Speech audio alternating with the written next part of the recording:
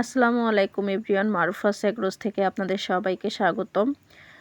সকালের ভিডিওটা এটা। আজকে আমার ক্যামেরাম্যান হচ্ছে আমার 8 বছর বয়সী মেয়ে। যাই হোক, ও অনেক একটু দুষ্টুমিও করছিল আর ভিডিও করে দিচ্ছিল। সে আমার এই ঘরটার ভিতরে গেলে আসলে একজনের সাহায্য ছাড়া কাজ করা যায় না, কারণ এই দরজা থেকে দেশি মুরগি ওরা বাহিরে থাকতেই পছন্দ করে, আর আগে ওরা বাহিরেই বেশি ঘোরাফেরা করতো।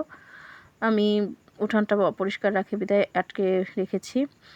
আর ওদের জন্য যেহেতু এখন শীতের সময় অনেক বেশি পরিমাণ রোগবালাই হয়, এই কারণে আমি কিছুটা পাতা সংগ্রহ করতে এসেছি। এই পাতাগুলো কিন্তু মানুষের জন্য যতটা উপকারী, হাঁস মুরগির জন্য খুব বেশি উপকারী।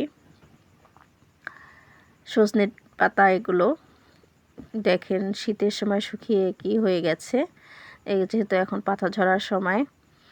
তারপরেও আমি কিছুটা পাতা নিয়ে আসলাম, আর ওরা এই পাতা দেখে তো সবাই খাওয়ার জন্য অস্থির হয়ে আছে, বিশেষ করে আমার টার্কি মুরগিটা।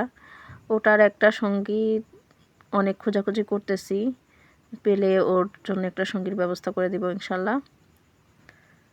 যাই হোক, আমি আমার এই ছোট্ট খামারটাকে কিভাবে একটু ভালোভাবে বড় করতে পারি, যারা খুব সফল উদ্যোক্তা বা খামারি তারা যদি আমাকে পরামর্শ দিয়ে হেল্প করতেন তাহলে অনেক বেশি ভালো হতো। কি সেট আপ করলে আসলে আমি এগুলোকে খুব ভালোভাবে রাখতে পারবো, এগুলো যদি আমাকে একটু দিক নির্দেশনা দিতেন তাহলে সত্যিই খুব উপকৃত হতাম। তারপরে আমি যতটুকু পারি চেষ্টা করি।